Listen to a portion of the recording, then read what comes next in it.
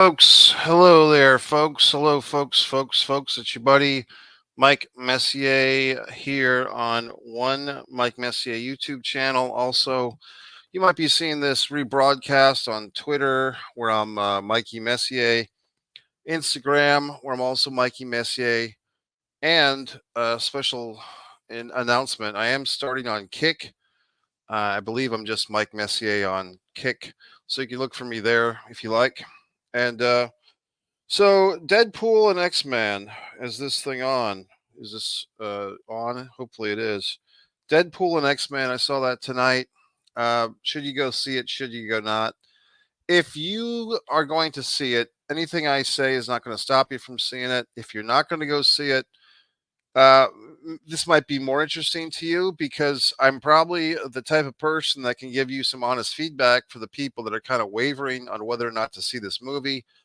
Maybe like me, you're kind of half in and half out of these Marvel comic universes, or as this film would tell you, the Disney buys Fox. I mean, they very meta with this thing, which is going to be part of my critique tonight. Part of the things I didn't like about this movie, I'll get into, is that very meta, very wink, wink, nod, nod at the audience. But overall, should you see the movie? Should you not? Well, I'll say this. If you do go see the movie, I would recommend seeing it how I saw it, which is with real 3D.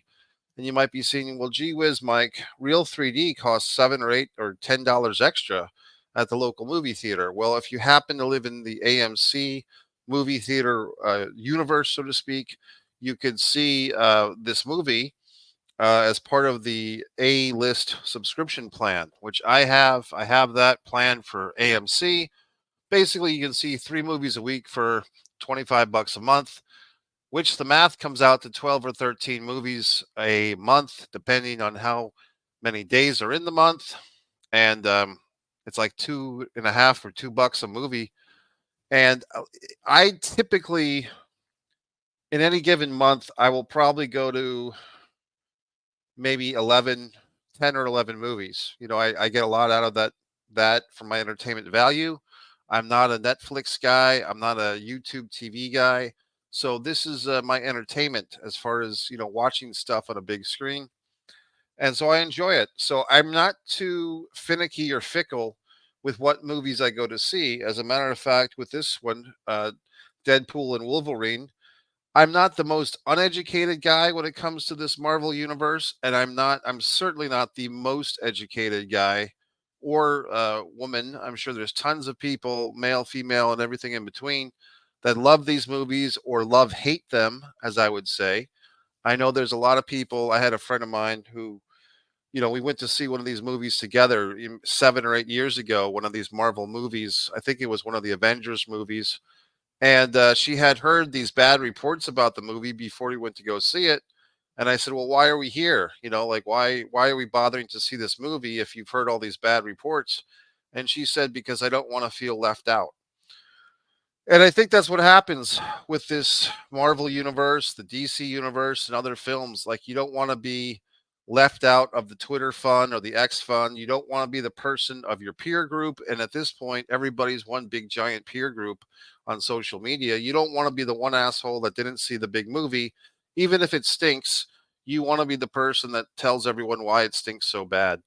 In this case, I'm not going to say that I certainly don't think this movie stinks. There's some things that I didn't care for, uh, that had I been in charge, which I'm certainly am not, I would have done differently. And some things I thought were just plain annoying. So I'll just get into that. But should you go see this movie? Should you go or not? If you're thinking of going to see it, go see it.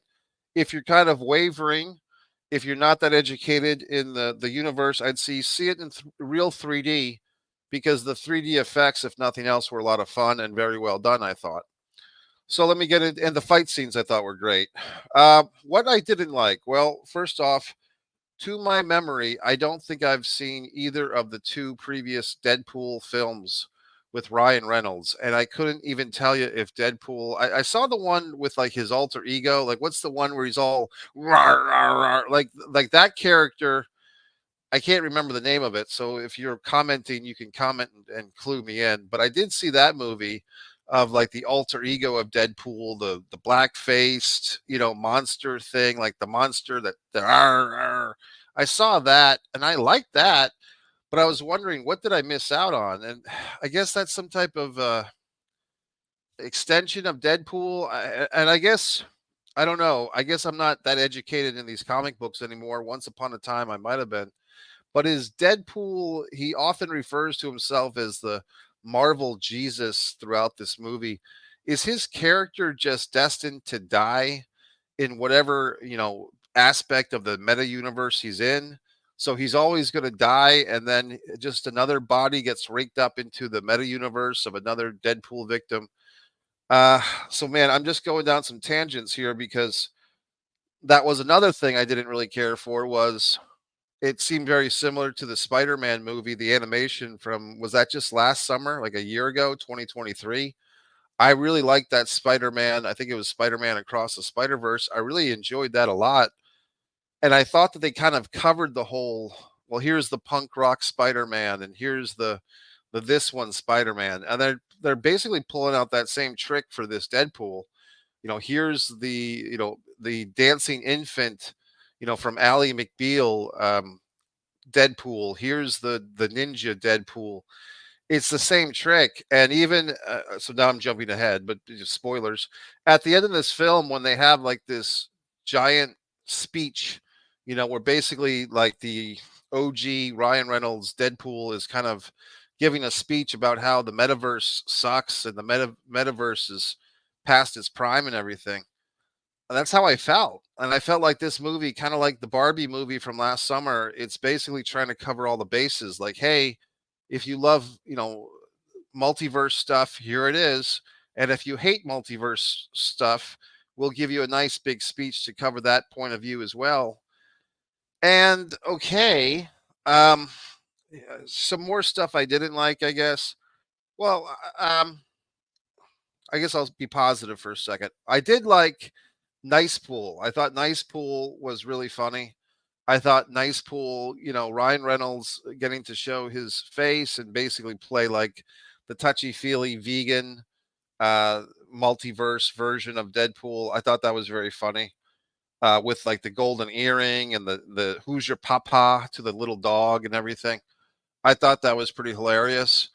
Um, I thought the flame guy who got burned up, I think what that was supposed to be was like, this character that we were supposed to think was whoever we thought it was supposed to be, Robert Downey Jr. as Iron Man or whatever we thought it was supposed to be. I don't, it, it's just basically like, here he is, this actor who I didn't recognize. Maybe you folks knew him, but he looked just like some jabroni actor. Maybe he's famous on some Netflix show that I don't watch.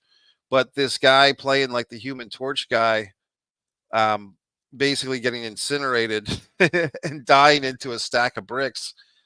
I thought that was kind of funny, like the audience gave a. This was the Sunday night. The movie came out like last Wednesday or Thursday, and some premiere screenings and launched full force this weekend. So I think tonight's crowd Sunday were probably 80 to 90% people seeing the movie for the first time. Probably 90. Where I was, like this suburban town, these aren't really hipster people, so they were probably all seeing the movie for the first time, like I was tonight. I don't think there was many people in the audience that had already seen this movie before, but who knows? I didn't talk to anybody. So they had a visible, like an audible gasp when that fire thing happened, when the torch got torched, so to speak. Um, what was I saying that I didn't like, or I did like? I liked that dude. I liked Nice Pool. I thought that was funny, and then he gets killed, which was great. Um,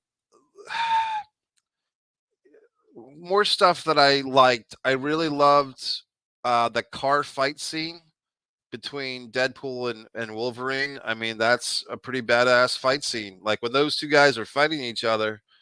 And I guess the gimmick with Deadpool, like I said, I didn't see the Deadpool movies, so I guess his gimmick is he doesn't die.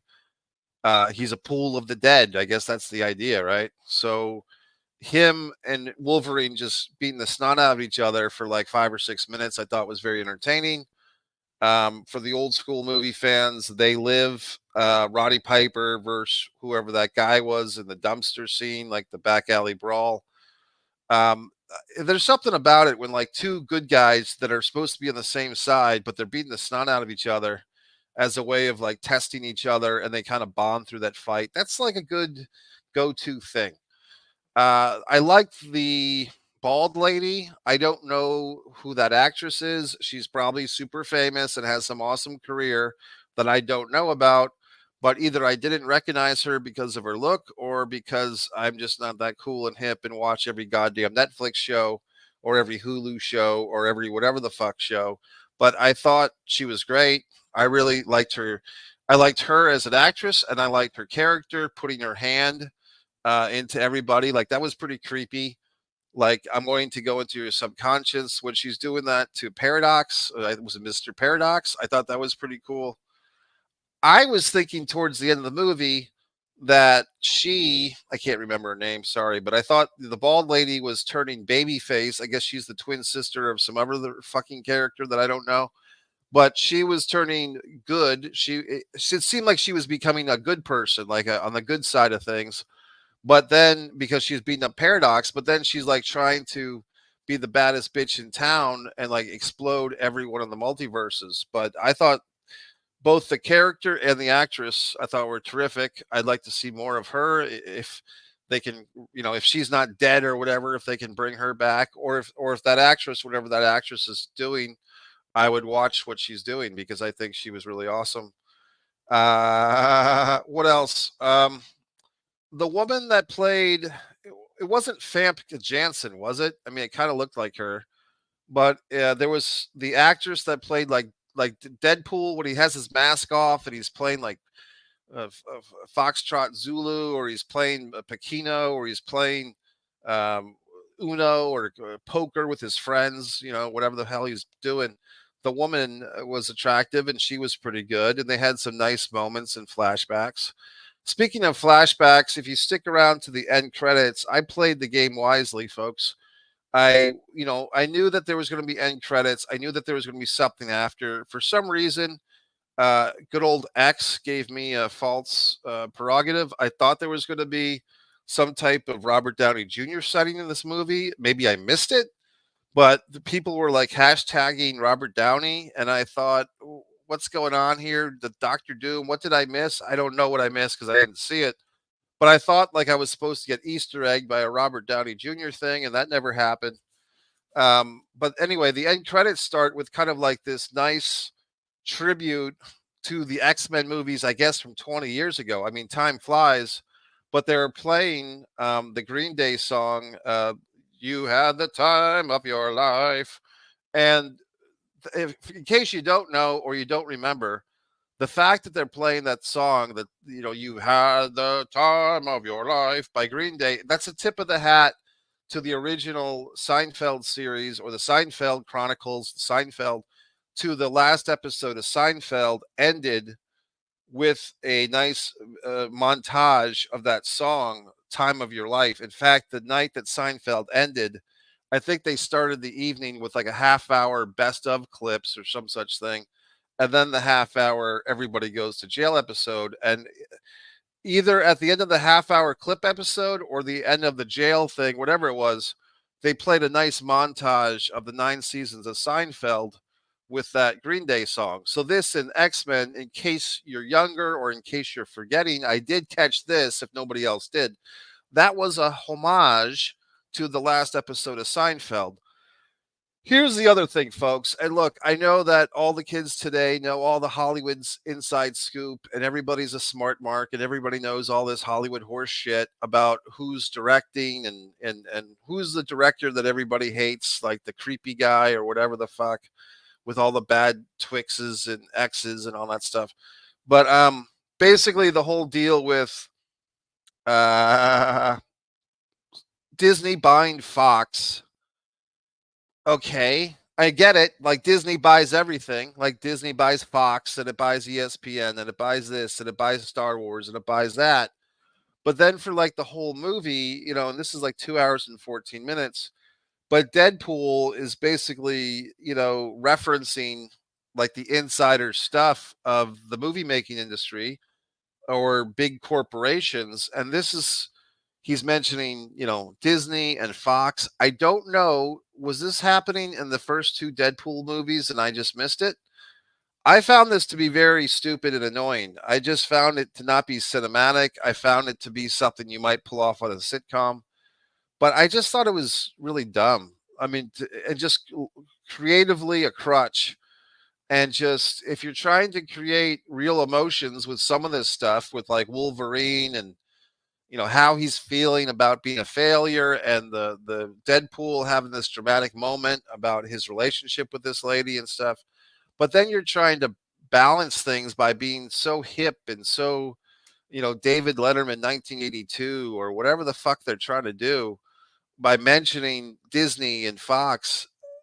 It got some cheap chuckles from the crowd that I was watching this movie with. There was probably 100, 120, 30 people in the audience.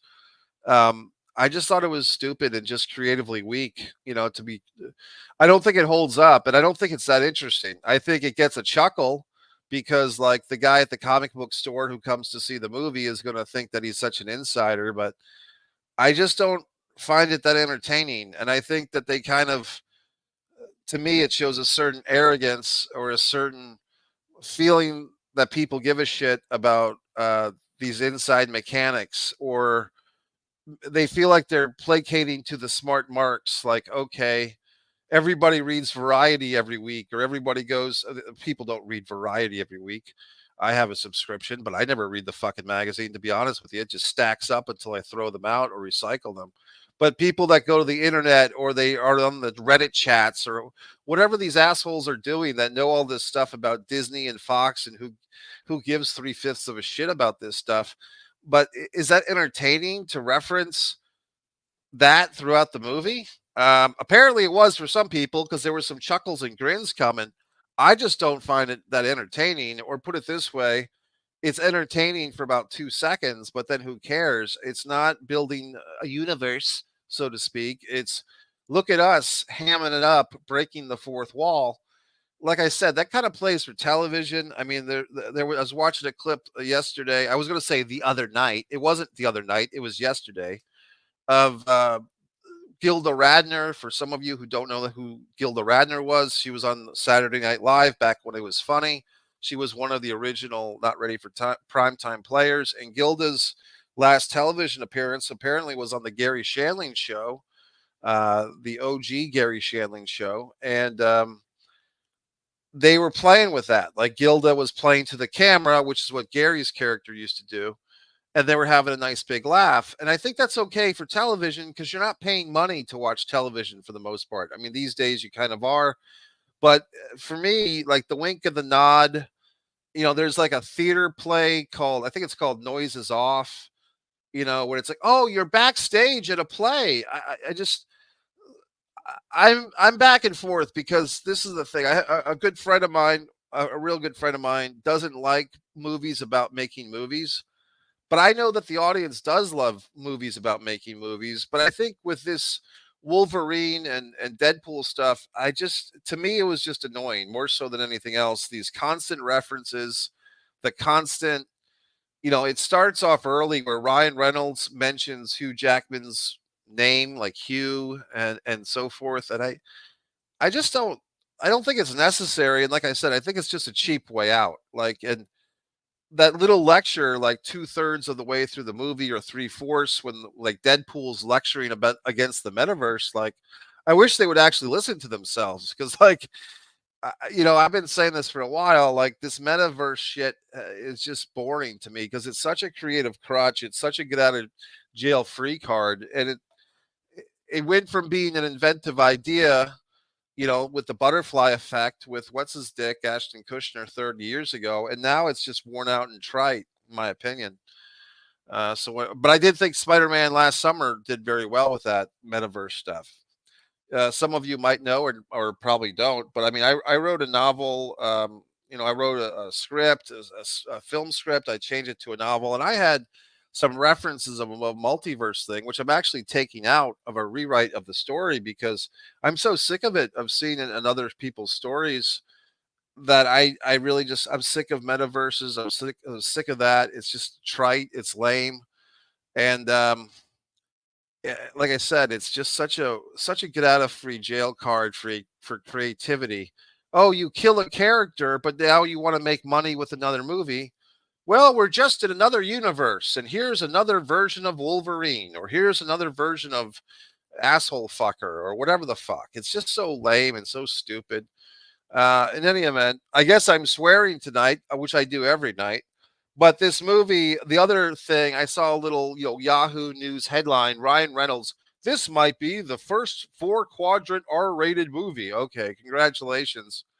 Which I'm sure it's not true. I'm sure there's been other R-rated movies. The quadrants are like uh, young men, young women, older men, older women, or children, adult, whatever the fuck. This movie has so much graphic swearing, and everybody's a cum dumpster, and everybody's, a diarrhea sandwich away from starvation. All these wonderful swears and all these wonderful curses they come up with. I mean, I swear all the time, but it's kind of inspired swearing. I felt like in this movie it was a lot forced, and I don't know. I guess it doesn't do much for me.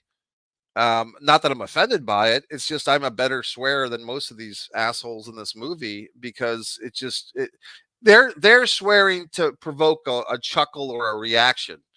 You know what I mean? And it's like, oh my God, Hugh Jackman just swore. Who gives a flying fuck, in my opinion? You know what I mean? So I don't know. What else?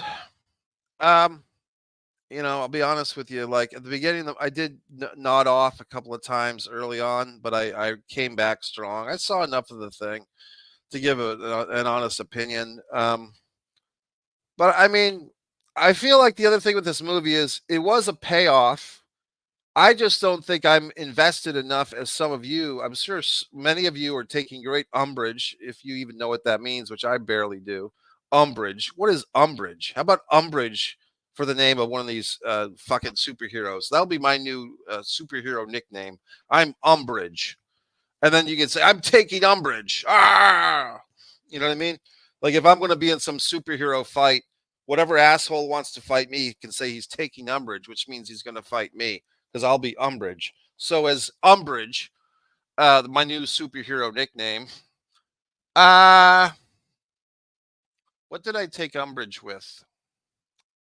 I mean, I did like the Madonna thing, like the uh, little prayer song was nice to see. I mean, but they had a couple of songs in this movie that we've seen a lot in other movies. I'm trying to remember what they were, but it seems like pop culture has kind of recycled the same horse shit.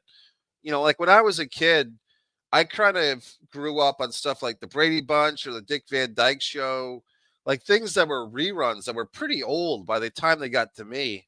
And I kind of feel, and I do feel like kids these days are growing up with stuff like Madonna, you know what I mean, or even Eminem, like stuff that's like from a prior generation or two or three, that's just still floating around in the reservoir. There was some other stuff about this movie I didn't like. Um, I don't know. I really don't. I mean, it was fine. It's a good summertime thing. It is hogging up a bunch of the screens in the theaters. Like, there's not as many other movies getting to play because this movie is taking up screen after screen after screen. I missed Lumina with some sci-fi movie a couple of weeks ago. I wanted to see it. I never got to see it.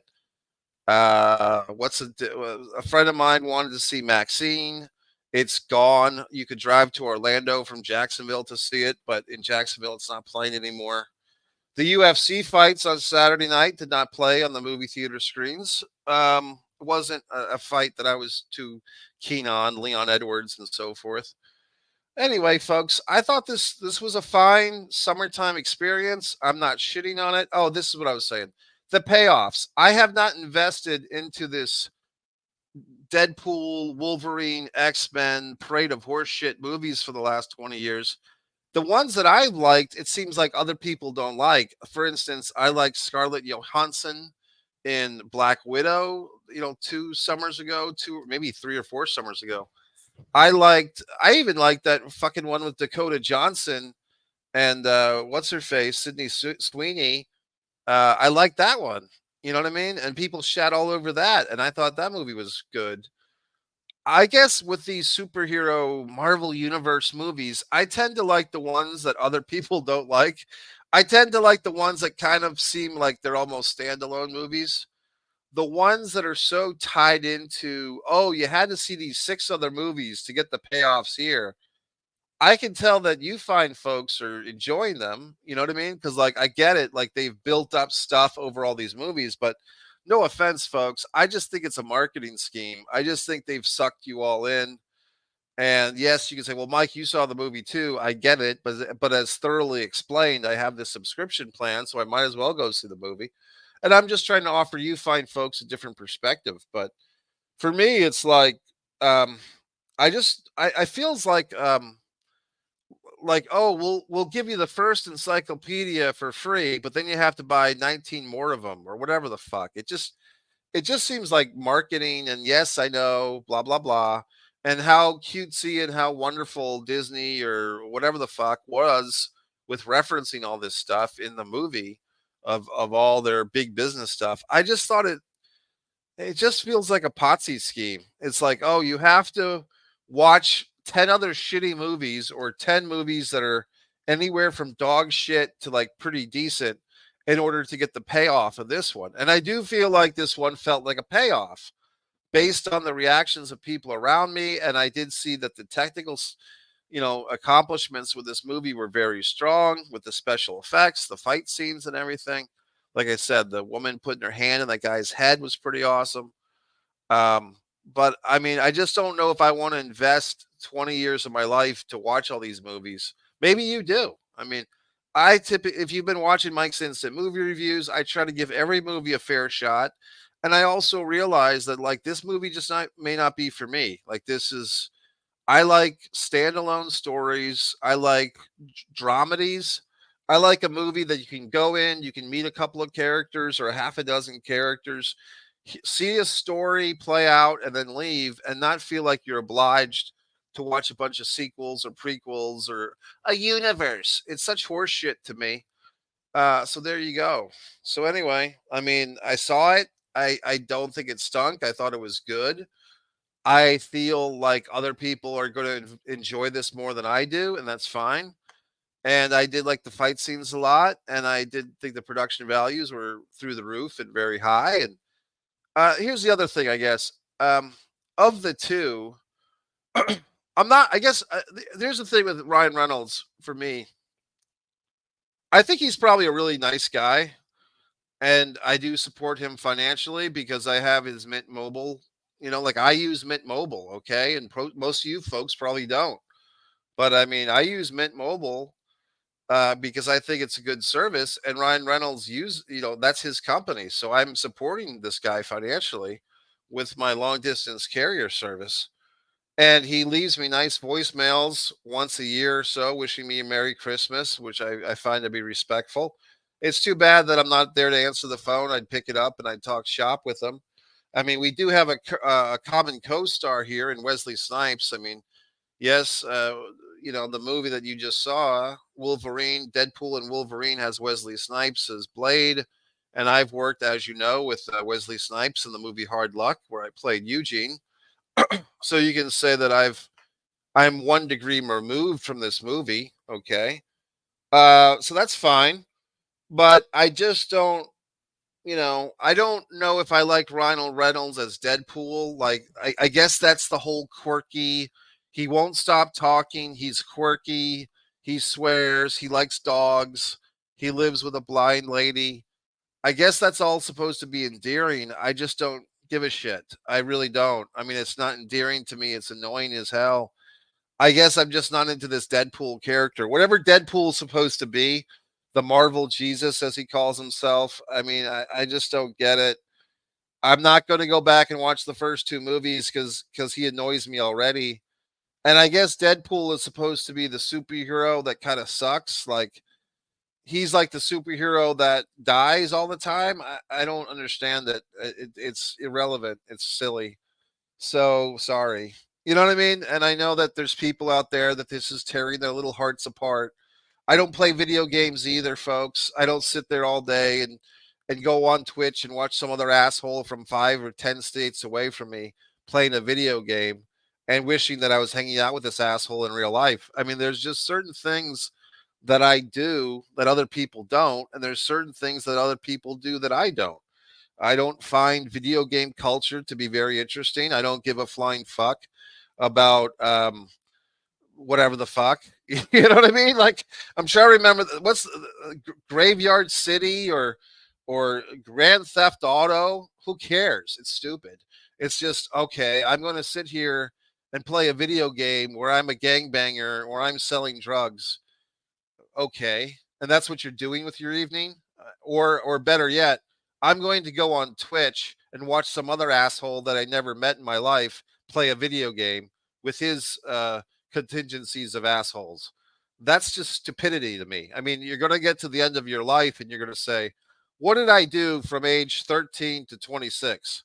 I sat on my goddamn computer and I watched some asshole from Idaho play a video game, and then I got on my computer and some shit fuck from Nebraska watched me play my video game. That's just not a way to live. That's ignorance. That's stupidity. That's wasting your valuable life, folks. So I just don't do these things. And I don't sit there and have to give a flying half ass of a shit worth what did Deadpool do in Deadpool 2, or what song was number 3 on Lady Gaga's third album. I don't care. People get all concerned. Oh my God, Kanye West did this. I don't give a flying fuck because I never bought a single one of his goddamn albums or downloaded one of his fucking songs. I never had a fucking whatever the fuck. You know what I mean? So I just do things differently than most people, and I think that's for my betterment. I'm still standing or I'm still sitting. And for you fine folks that are doing your thing and you're blowing with the wind of every trend and every technological improvement, and you're trading your iPhone every goddamn year for the latest and greatest brand, and then just hashtagging how much it's not that good. I pity you, because you're just a victim of pop's culture. You're just a victim of the machine, and I refuse to do that. So, whatever the fuck pop culture references I missed, or Ryan Reynolds made some quip and I'm supposed to give half a shit, or Robert Downey Jr. got hashtagged or he didn't. I mean, great. But I would rather be working on things like my own artwork on one artist, Mike Messier, One Man and a Camera Films, wonderful productions like Blood Sugar Sedace, The Impeccable, So You're the Guy, cultivating wonderful films for the All Comedy Short Film Festival. I'm a cultivator of talent, and I'm just not going to be a Middle Earth mark and just buy every spooning of dog shit that they feed you. So if that's what rocks your boat, Marvel fans or whatever the fuck fans, and you have to stick around and oh my God, how good is this one going to be, or how bad is this one going to be? Wonderful. But I'm just not going to drink a fucking lager and throw an axe in a fucking bar and give a shit. Okay. So that's it, folks. So I hope you enjoy your next round of throw the beanie baby into the hole in the wooden plank in the backyard of some ale house, eating your sushi burritos or whatever the fucks. But I'm going to do my thing and you can do yours. So there you go, folks. That was the first debut of Umbridge, my evil supervillain Umbridge, who hates you all. So that wasn't really me talking. That was Umbridge. And now you've been taken by Umbridge. See, it's not just I'm taking Umbridge, it's taken by Umbridge. So Umbridge is here. I am decimating the Marvel universe. I am destroying all the multiverses, all the bald headed women, all the assholes, all the imbeciles, all the dogs. Another thing, folks, is that this dog is wearing these like dog shoes and this dog vest. Dogs hate wearing things on their bodies because their fur is like another set of eyes, or kind of like their nose. So when you put a dog in a costume, you're actually torturing it, which I try to explain to people, but they don't want to listen to me. Anyway, fine, folks. I give it, 3 stars, 3.5. It's umbrage. Good night, Mike Messier.